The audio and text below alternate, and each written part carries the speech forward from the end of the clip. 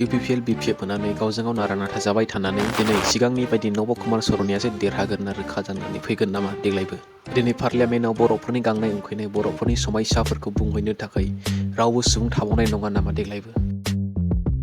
खुलुमबाय लोगोफोर, दिनैनि गोदान भिडिअ नोंथांमोन बयखौबो बरायबावनाय जाबाय। दिनै रायजोफ्रा जेखौ दाजा होननानै सानदोंमोन दिनै बेसो जोंनि गेजेराव जानानै फैबाय।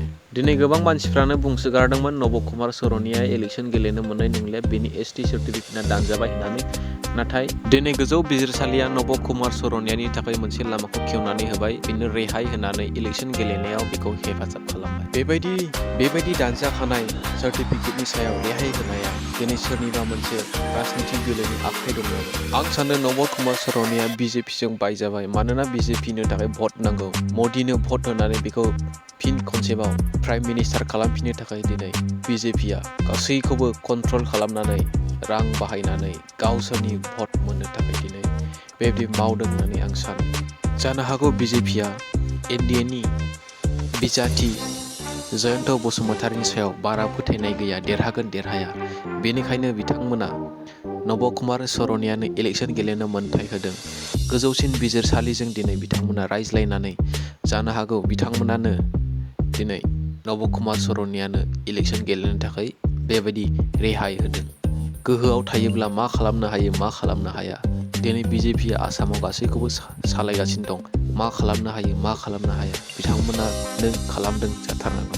ओरै जोंनि बर'नि गेजेरावहाय UPPL BPF होनानै गावजों गाव नारा नाथा जाबाय थानानै दिनै सिगांनि बायदि नब कुमार सरनियासो देरहागोन आरो रोखा जानानै फैगोन नामा देग्लायबो।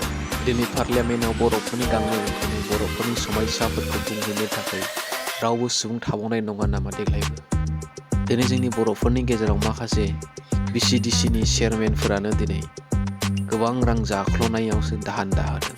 हारिनि मोजां खामानि मावनो थाखाय बिथांमोना आगान सुराखै। दिनै रांनि बासायाव बियो उन्दुनानै खर'सा लाज्लायनानै बिसिना बानायज्लायनानै उन्दुनो हादों। बेबायदि मानसिखौ दिनै पार्टियाव मानो लोब्बा लाफायो।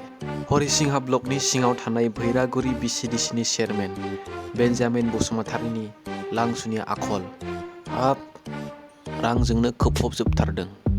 उदैयाव खाफालाव गासैयावबो रांजोंनो दिनै बिथाङा गस्ला बानायनानै गानबाय नामा, रांखौनो बिसिना बानायनानै उन्दुबाय।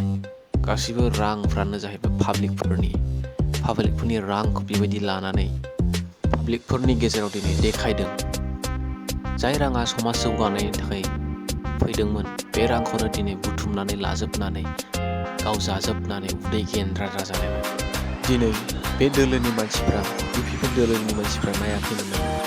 बिनि आखल आखुआ माबायदिमोन? नाया हौवा बेबायदि दोनोब्लानो बेबायदिया जाखागोन।